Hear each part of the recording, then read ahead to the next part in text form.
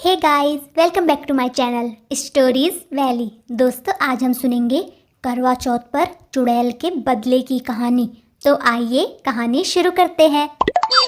रमन और सिया की शादी हुए अभी कुछ महीने ही हुए थे कि इतने में ही करवा चौथ का व्रत आ गया था। करवा चौथ के दिन पत्नी अपने पति की लंबी आयु के लिए पूरे दिन व्रत रखती है और रात में चाँद देखकर ही अपना व्रत तोड़ती है। अब सिया भी अपने पति रमन के लिए करवा चौथ का व्रत रखती है और इससे रमन बहुत खुश था। तो आज पूरा दिन सिया के साथ रहने के लिए उसने भी आज अपने ऑफिस से छुट्टी ले ली थी। अब करवा चौथ के दिन सुबह होने पर रमन सोकर उठता है और देखता है कि सिया शीशे के आगे तैयार हो रही थी। तो रमन नींद में ही सिया के पास जाने लगा कि तभी उसकी नज़र सामने शीशे पर पड़ी और उसे शीशे में सिया के चेहरे की जगह एक भयानक चेहरा दिखा।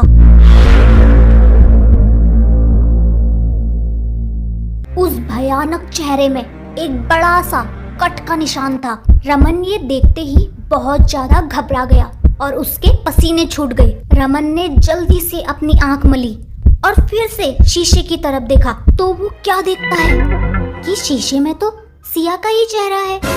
अरे ये क्या देखा मैंने अभी? नहीं, वो सच नहीं हो सकता। हाँ, अभी मैं थोड़ा नींद में था ना, तो जरूर मेरा भ्रम होगा। अब रमन रोज की तरह उठकर सीधे नहाने गया तो रमन ने देखा कि बाथरूम का दरवाजा तो अंदर से लॉक है और अंदर पानी गिरने की भी आवाज आ रही है। तो रमन ने दरवाजा खटखटाया। अरे सिया तुम हो क्या अंदर? लेकिन अंदर से कोई जवाब नहीं आया। तो रमन बाहर ही वेट करने लगा। अब रमन के होश तो तब उड़े जब उसने देखा कि सिया तो बाहर से कमरे में आई। तो बाथरूम में कौन है? अरे अभी तक नहाया नहीं है आपने, जल्दी से नहा लीजिए, तब तक मैं आपके लिए ब्रेकफास्ट बना लेती हूँ। सिया तुम यहाँ हो तो बाथरूम में कौन है? बाथरूम में? हाँ, बाथरूम में। अभी वहाँ कोई था, देखो दरवाजा भी अंदर से लॉक है। जैसे ही रमन उस दरवाजे को खोलता है, इस बार दरवाजा सीधे खुल जाता है और बाथरूम में भी कोई नहीं था। अब रमन के तो इससे तोते उड़ गए।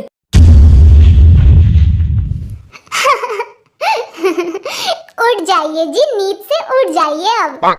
सिया हंसते हुए वहां से चले गई और रमन को तो कुछ समझ नहीं आ रहा था कि आखिर ये हो क्या रहा है। फिर रमन इन सब बातों को इग्नोर करके नहा के तैयार हो गया और तैयार होके जैसे ही रमन ने शीशे में देखा तो उसे अपनी टी शर्ट में खून से सने हाथ का निशान दिखा। तो रमन घबराकर भागता हुआ सिया के पास गया। सिया ये क्या मजाक है? ये कैसी टी शर्ट रखी थी तुमने वहां? खून के हाथ लगे हैं इसमें। देखो सिया, मुझे ऐसा बेहुदा मजाक बिल्कुल भी पसंद नहीं है। अब सिया ने जैसे ही उस टी शर्ट को देखा तो उसे उस टी शर्ट में कोई निशान नहीं दिखा। अरे ये तो बिल्कुल साफ टी शर्ट है, कल ही तो धोई थी मैंने ये। रमन के कुछ समझ नहीं आ रहा था कि उसे क्या हो गया है, ये क्या हो रहा है उसके साथ। वो सर पकड़कर वहीं पर बैठ गया। वो बड़ा कंफ्यूज हो गया। उसे लगने लगा कि वो पागल हो रहा है। दरअसल रमन काफी शराब पीता था तो सिया को रमन की ये हालत देख के लगा कि शायद ज्यादा शराब पीने की वजह से रमन की ये हालत है। अब रमन घबराहट में अपने रूम में गया और थोड़ी शराब पीकर सो गया। और जब रमन उठा तो रात हो गई थी और सिया भी तैयार हो गई थी। चांद बस निकलने ही वाला था। थोड़ी देर बाद चांद निकलने पर सिया और रमन छत पर आ गए। अब सिया ने चांद की पूजा की और छलनी से पहले चांद को देखा, फिर रमन को देखा। और रमन ने जैसे ही सिया का चेहरा देखा तो अचानक रमन की चीख निकल गई। रमन को सिया के चेहरे की जगह वही सुबह वाला भयानक चेहरा दिखा। तो वो भयानक चेहरे वाली चुड़ैल बोली, क्या हुआ बाबू? क्या मैं अब आपकी पत्नी नहीं रही? मेरे बाबू ने खाना खाया? अब ये सुन के रमन हक्का बक्का रह गया क्योंकि बाबू कहकर तो उसे बस एक ही इंसान बुलाता था और वो थी रमन की पहली बीबी चांदनी। रमन ने चांदनी से लगभग 4 साल पहले भागकर शादी की थी। शादी के बाद शुरुआत के कुछ महीने तो बेहद अच्छे गुजरे, लेकिन रमन के शराब पीने के लत की वजह से चांदनी और रमन के बीच काफी झगड़े होने लगे थे। तो उनकी शादी के अगले साल करवा चौथ के दिन रमन शराब पीकर घर आया और घर आकर भी शराब पी रहा था। तो चांदनी रमन से उसकी शराब की बोतल छीनने लगी और छीना तानी में ही बोतल नीचे गिरकर टूट गई। तो इससे गुस्सा होकर रमन ने उस फूटे कांच से ही चांदनी के चेहरे को काट दिया। लेकिन फिर भी रमन का गुस्सा शांत नहीं हुआ, तो उसने चांदनी को जोर से धक्का दिया, जिससे चांदनी का सर नीचे टकरा गया और उसकी उसी समय मौत हो गई। और रमन को जब यह रियलाइज हुआ कि उसने ये क्या कर दिया, तो खुद को बचाने के लिए रमन ने चांदनी की लाश को अपने घर के पीछे दफना दिया। और फिर रमन अपने माँ बाप के पास लौट गया और उनसे झूठ बोला। माँ वो चांदनी मुझे धोखा देकर चली गई। मुझे धोखा देकर वो किसी और के साथ चली गई। अरे हमने तो पहले ही कहा था बेटा कि लड़की ठीक नहीं है, तभी तो तेरी शादी नहीं करा रहे थे उससे। लेकिन तू माना कहाँ, भाग गया उसे लेके। गई ना आप छोड़ के। माँ बाप की बात नहीं मानोगे तो बाद में पछताओगे ही। माँ पापा मुझे माफ कर दो, मैं प्यार में अंधा हो गया था। अरे छोड़ बेटा, आगे बढ़। तेरी अब शादी मैं कराऊंगी सुंदर सी लड़की से।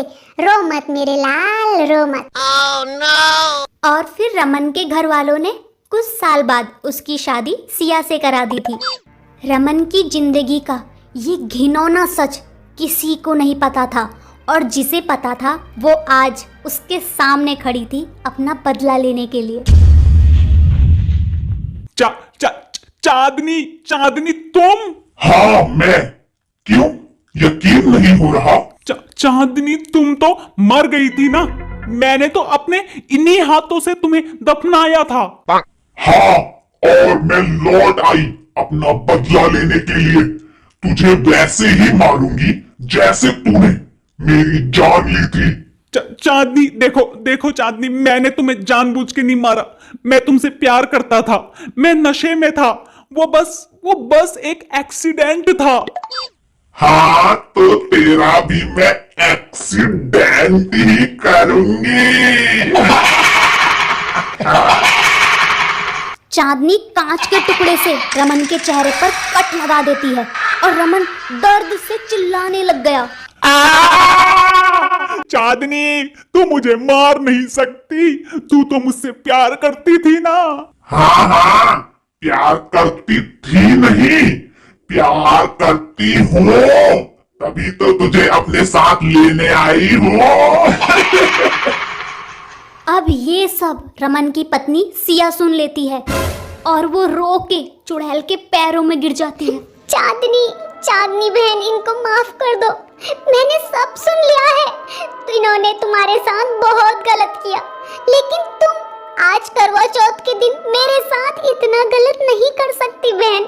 मैंने इनकी लंबी आयु के लिए व्रत रखा है। इन सब में मुझे क्यों सजा दे रही हो? इनको सजा जरूर मिलेगी, लेकिन इनको सजा कानून देगा। लेकिन फिर भी चुड़ैल रमन को छत से धक्का दे देती है। नहीं!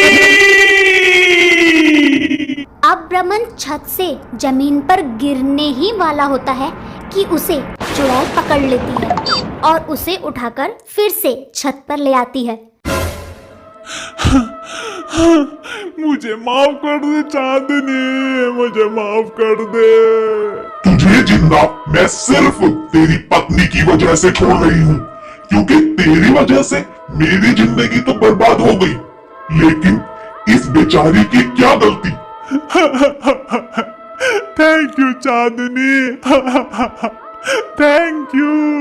लेकिन सुन, तुझे सजा जरूर मिलेगी। तुझे पुलिस से अपने गुनाह कबूल करने होंगे, नहीं तो मैं तुझे मार दूंगी। अब रमन खुद को पुलिस के हवाले कर देता है और उसे अदालत में आजीवन कारावास की सजा सुनाई जाती है। अब जाकर चांदनी की आत्मा को शांति मिलती है और वो हमेशा के लिए गायब हो जाती है।